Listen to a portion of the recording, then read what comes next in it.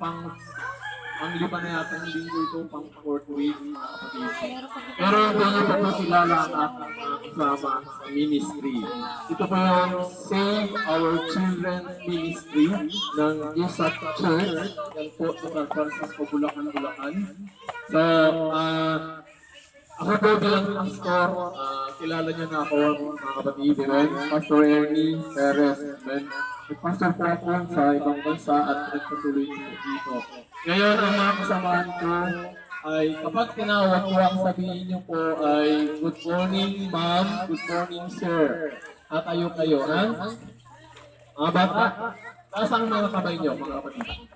Yan, so palakpak sa Diyos. Okay, ang kasama namin sa ministry na ito ay si Mother Isa. Hindi siya si Aisha, kasi Mother Isa, mga kapatid. Anong gagawin niyo? Good morning, ma'am. Isa, okay? Ang susunod ay si Ma'am Maricel. Yun po, Ray. Anong gagawin niyo? Good morning, ma'am. At sunod naman ay yung si Ma'am Karen. Yun po yung... Itaas mo yung kamay ko. Good morning, Ma'am Karen.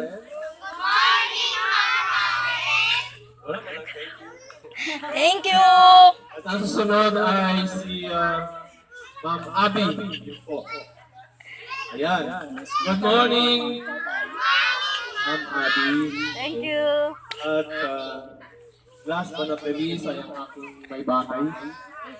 Good morning, Teacher Josie. Hoy, ma! Nicole. Okay, at good morning sa lahat. Tayo magsisayong mga bata. Salamat sa kanila. Well, okay, kasama din po namin si Sister Nicole. Salamat sa Diyos at siya po'y binago ng Panginoon, mga kapatid ko. Palakpakan po natin ang buhay ko ni Sister Nicole. Amen. At sa lugar na ito, ay Long Boy, salamat po. Palain po kayo ng ating buhay na Diyos. At nagagamit po ang compound na ito para po sa kaparaanan po ng Panginoon. Makapagbigay ng kahit konting tulong, kahit konting pagtingin para po sa SOC, Save Our Children's Ministry. Amen. Palakpak muli sa Diyos. Okay. Bago tayo dadako sa aralin, okay, meron kang premyo kay Mother Lisa. Okay? Ano mo na yung ginawa ni Jesus sa pagkagising po niya? Nanalangin, naganap po ng lugar at nanalangin. Ngayon naman, dahil narito po tayong lahat, mag-umpisa po tayo sa panalangin, mag-umpisa po tayo sa prayer. Okay, paano muli kayo manalangin? Magdasal? Okay, posisyon na po tayo manalangin. Sumunod po kayo, mga kapatid sa atin. Praise God, magsitayo at makinig po. Paano po kayo mag-pray? Tinuruan po kayo kung paano manalangin. Paano kayo mag-pray? Tayo. Okay. Alam niyo ba na kayo ay gift? Kayo po ay regalo ng Panginoon. Kaya kailangan sumunod kayo para po sa paglaki niyo, kayo po ay isang mabait na bata. Amen? Praise God. Okay, tayo titignan yung mga mata. Praise God. At sumunod kayo. Our Father in heaven, lahat. Thank you for this beautiful day. Help us, O Lord, to share Thy word. Give us strength by Thy power of Your Holy Spirit. Manatili kayo, Panginoong Jesus, sa aming mga buhay. Sa iyo ang pinakamataas at kapuring Ama. Sa pangalan ni Jesus. Amen. Okay, magsuko na po kayo. Okay. Saglit lamang ito, ha? Lord, makinig kayo ha, yung inyong mga kainga, lend to your ears, alam nyo nakikinig po, nandyan po ang mga laksa-laksang anghel, nandyan po ang Panginoon mismo na nakamasid po. Sabi mo, Okay? Tingin na lang, nagtayin po kayo sa akin at makinig. bibigay ko. Okay. Muli malakpak sa Diyos. Ang mga bata kumalakpak sa Panginoon. Yung malakas pa. Amen. Thank Lord. So ang lahat na nangyari sa pagkakas ay pumalakpak po sa Diyos. Amen. Okay, makinig kayo ha, dahil ito po yung inyong paglago. Okay? Tumingin na rito sa aralin. Okay, lahat po tayo, bata at matanda, ay merong pong pandinig, kaya buksan nyo yan at kasabay po ng pagbukas ng inyong mga isipan at ng inyong mga puso. So, ang napag-aralan po natin noong Thursday ay yung sinabi ni nakaalala, Mark 1:35, men, makinig. Itahimik muna kasi igalan natin ang salita ng Panginoon, salita ng Diyos. Makinig muna mga anak. Okay? Ang sabi ko doon sa Mark 1:35, pag nagising sa umaga ni Jesus, kaya naghanap ng lugar at siya ay nanalangin. Ginagawa ba natin yun tuwing umaga? Okay, salamat sa apat. Ginagawa ba natin yun? Okay, palakpakan natin siya. Okay. So tandaan niyo, pagkagising niyo ng umaga, bago rin kayo matulog sa gabi, ay kailangan lumapit kayo kay Jesus sa pamamagitan ng pananalangin. Okay, salamat. Amen. Ngayon ang pag-aaralan natin, sabihin natin Colossians chapter 3, verse 20. Okay, lahat kayo, tatanungin ko kayo mamaya. Colossians chapter 3. Colossians chapter 3 verse 20.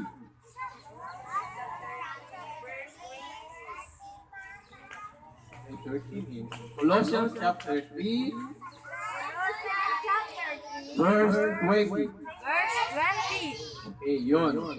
Sabi po dyan, ito ay napapatungkol sa mga bata. Ito ay napapatungkol po sa inyo dahil pag narinig nyo ang salita ng Panginoon, nabubuo yung mga pananampalataya. Yung pananampalataya, hindi yan nakikita. Makinig ulit. Okay? Yung pananampalataya, hindi yan nakikita, subalit nakikita yan sa gawa. Amen? Halimbawa, narinig nyo ngayon ang pananampalataya. Lahat kasi may pananampalataya. Sabi nga sa Biblia, mas si Satan ay naniniwala na mayroong isang Diyos. Amen? Ganon din po tayo mga kapatid, na mas maniniwala tayo na mayroong isang Diyos na tagapagligtas. Amen? Walang iba kundi si Jesus. Amen? Siya pa ba kayo? Okay, babasahin ko ito mga kapatid. Colossians chapter 3:20, sa salitang English, children, obey your parents in everything, for this pleases the Lord. Okay, kayo lahat para ma-memorize itong verse na ito. Okay, ano uli yun? Colossians very good.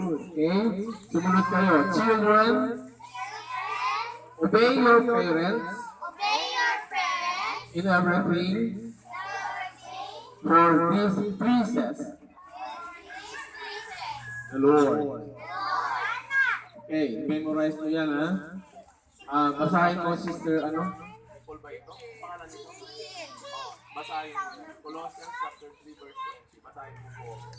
Colossians chapter 3 verse 20. Children, obey your parents in everything, for this pleases the Lord. Yung obey, ibig sabihin niyan, kayo po ay sumusunod. Kayo ay sumasampalataya. Kayo ay sumusunod sa Diyos at sumusunod din kayo sa inyong mga parents. Ano yung sa Tagalog ang parents sa inyong mga magulang? Men, kailangan sumunod kayo, sabi po sa Biblia. At sabi diyan, nagagalak daw po si Jesus, nagagalak daw po ang Panginoon kapag kayo ay hindi pasawain ng mga bata. Okay. Nakikinig ba kayo? Okay, amen. So, kailangan yan ang Biblia. Okay, wala yung ganun. Tumingin dito. Please. Para maunawaan yung mabuti. Dahil ito ay para sa inyo, para sa inyong paglaki. Upang sa gayon, ingatan kayo ng Diyos, gabayan kayo ng Diyos, protektahan kayo ng Diyos, na napakahalaga po sa mga bata. Dahil kapag kayo mga kapatid ay naglalakbay, kailangan nyo ang nakapag-ingat. Kailangan nyo ang gagabay sa inyo at ang Panginoon ay magdadala ng mga anghel para kayo ay ingatan. Nasabi po sa Biblia. Okay, ang sabi niyan, ang Biblia, alam niyo po ba na ang mga bata ay isa pong regalo ito? Kaya ang sabi ng Panginoon mismo, huwag daw hadlangan ang mga bata na lumalapit sa Diyos. Amen? Ibig sabihin, hindi po sila hadlangan ng kanilang mga magulang dahil ito ay para sa kanilang kabutihan, para sa mabuti ang gagawin nila. Amen. Kaya ang sabi ng Panginoon mismo, ang mga bata ay gift. Sila po ay regalo, kung kaya't sinabi ng Diyos mismo, sinabi ng Panginoong Jesus na huwag hadlangan ang mga bata na lumalapit po sa Diyos upang magkaroon din po sila ng kaligtasan. Amen. Okay, palakpak po sa Diyos mga kapatid. Praise the Lord. Hallelujah. Mismo si Jesus ay nagturo sa mga bata na kailangan magkaroon kayo ng pananampalataya.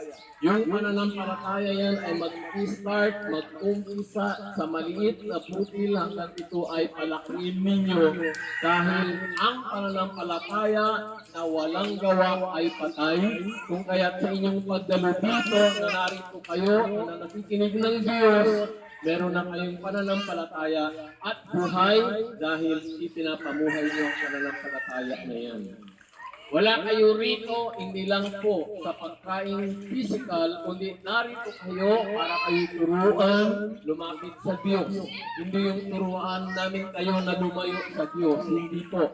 Turuan kayo na lumapit sa Diyos para sa inyong kapakanan, kaya napakahalaga na ang pag-aaral ng salita ay inyong tatanim. Saan yung tatanim sa inyong mga puso? Amen? Para hindi po humiwalay yan. Amen. Everybody say amen. Praise God. Kasi sa mismong Jesus, siya ay nagturo sa mga bata, kaya huwag pong hadlangan. Kaya ang Diyos, God is encouraging our children. Ang Diyos ay nagbibigay ng encouragement sa mga bata na siya po ay kind to one another, loving one another. Hindi po yung nagsusuntukan ng mga bata, kundi sila ay lalaki na mabait kapag sila ay nakikinig ng salita ng Diyos. Amen. Kaya if you obey the word of God, you will also obey your parents, ang inyong mga magulang. Tama ba? Maganda kayo? Para wala kayong response. Malakpak na kayo sa Panginoon. Amen? Everybody say, thank you, Lord. Okay, kilala niyo ba kung sino si Lord? Anong pangalan? Okay, anong pangalan ulit? Jesus Christ. Everybody say, Jesus Christ. Okay. Sa Acts 4:12, sinabi doon, walang ibang pangalan na binigay sa sulok ng langit at lupa, pangalan lamang po ni Jesus. Amen. Sinasabi po sa mga gawa, chapter 4, verse 12. Okay. Amen. So may anong muli yung pinag-aralan natin ngayon? Dapat anong kayo ulit? Praise God. Ano yung napag-aralan natin ulit? Kayong lahat. Natatandaan ba yung marami?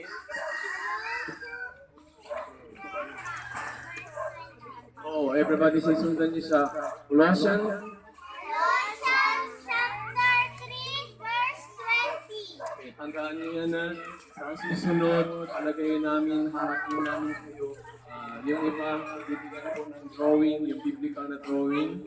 And then yung medyo, sino sa inyo ang below 7 years old? Below 7 years old. Okay, isa mo lang ang kamay nyo. Sino sa inyo yung 7 years old pataas ang edad? Okay, palakpak sa Diyos. Malakpak sa Panginoon. Okay? Sa mga susunod na aralin, meron po akong piniprepare na aralin. Kailangan meron din po kayong interaction. Kailangan din po yung mga bata ay marunong din po, lalo yung 7 years, pababa, tuturuan po namin mga kapatid, praise the Lord, pwedeng in writing mga kapatid. Amen? So, praise the Lord. Hallelujah. Masaya ba kayo ngayon mga kapatid? Amen? So, palakpakan po natin muli ang ating buhay na Diyos at tayo magsitayo bago tayo dadako sa okay, tumayo kayo mga bata. Praise the Lord. Hallelujah. Okay, anong gagawin natin muli pagkatapos ng aralin? Mag-pray. Okay, paano kayo muli mag-pray? Paulit-ulit tayo. Paano tayo muli manalangin? Okay? Okay. Okay, tayo manalangin muli. Inumpisahan po natin sa panalangin, tapusin po natin ang aralin sa pamagitan po ng panalangin. Then, okay, sumunod kayo sa akin. Okay, position, prayer. Amen. Sumunod kayo. Thank you, Lord, sa mga napag-aralan po namin na hindi na po kami magiging pasaway sa aming mga magulang at higit sa lahat sa iyo, Panginoong Jesus. Susunod po kami sa iyo, Ama. Pagpalain niyo po ang lahat. Pagpalain niyo si Pastor. Pagpalain niyo ang aming mga magulang. Maging sa compound na ito, pinasasalamatan ka namin. Salamat, Panginoong Jesus. Ito po ang aming samot dalangin sa iyong makapangyarihang pangalan. In Jesus' name we pray. Amen. Everybody say amen. Sa inyo, habang nagtitry ako, sino sa inyo ang may karamdaman para lapit natin, para sa kagalingan? Meron ba sa inyo? Amen. Asa siya yun? Kung meron ay lumapit lang sa harapan. Alam niyo ang Panginoong Jesus during His earth ministry. Ibanis mo kay ano? Praise God. Hallelujah. Meron ba?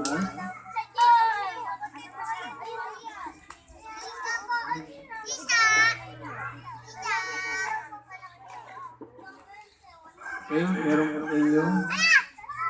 Praise the Lord. Hallelujah.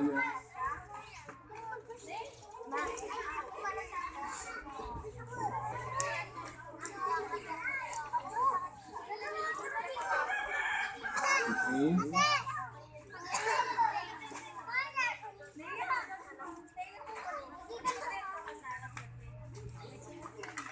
Amen.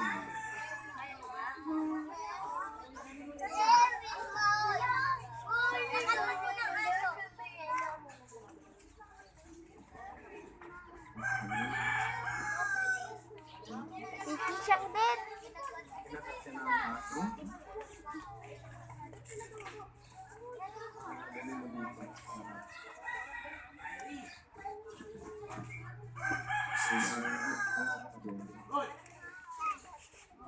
Okay, habang nagtuturo ako kanina, ay sila bumulong ng ating Panginoon na merong ipapanalangin. Ito nga ang apat na ito, ang isa raw ay nakalat ng aso, tama ba? Okay, ang tatlong ito. Yan.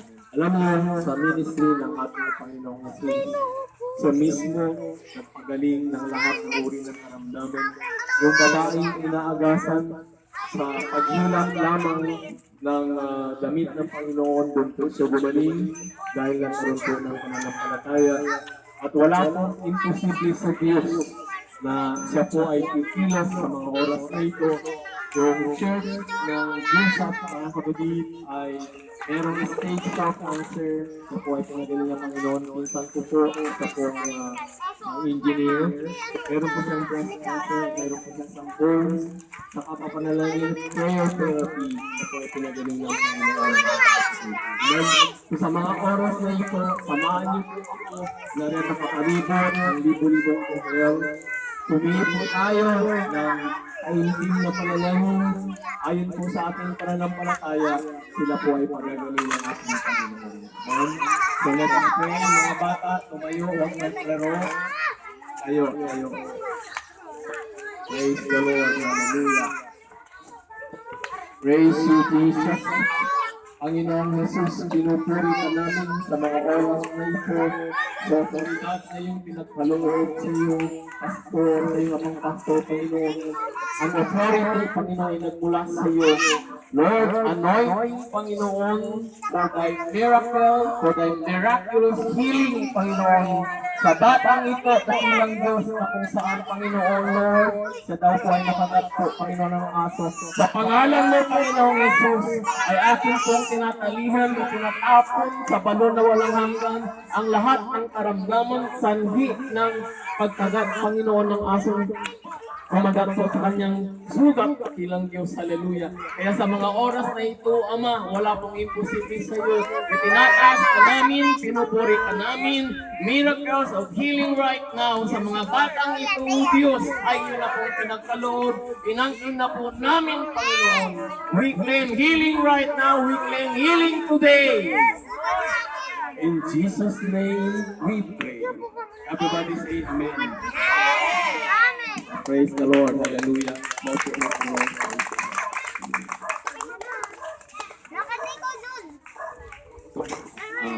Susunod po yung next program, yung feeding.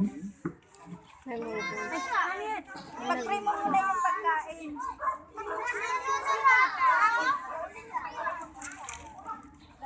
Kinahanda na ba kayo kumain, mga anak? Gutom na ba kayo? Ito na, next session. Ay! Ay, sumayo mga bata.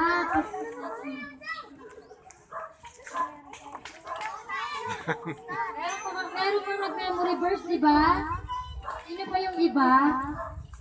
Abo lang. Sino pa? Memory verse. Sino pa yung dalawa? Memory verse.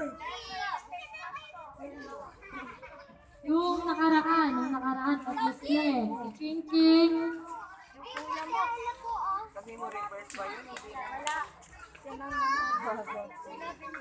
Binigyan sila ng verses. Wala ba? Pinag-aralan nila 1 week at ngayon bibigkasin nila. Eh di wala. Si ano Di lang. kakain na tayo kung wala. Ano kaya nito? May ganda yun.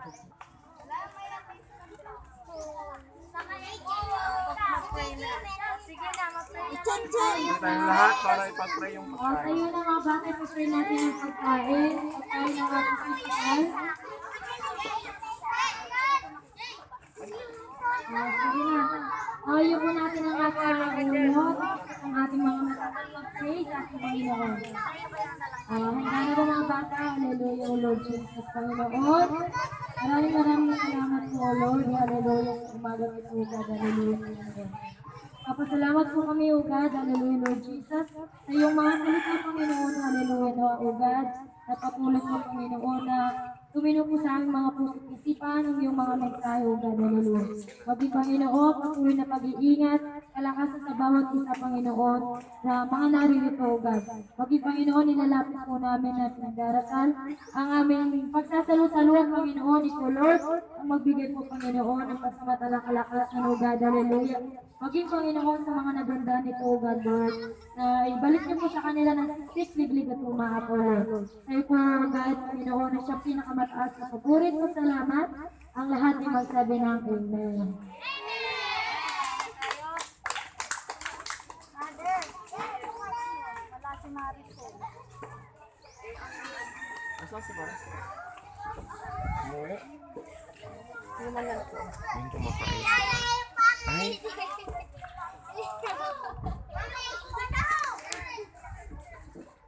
Phone is running out of space na. Okay, marami.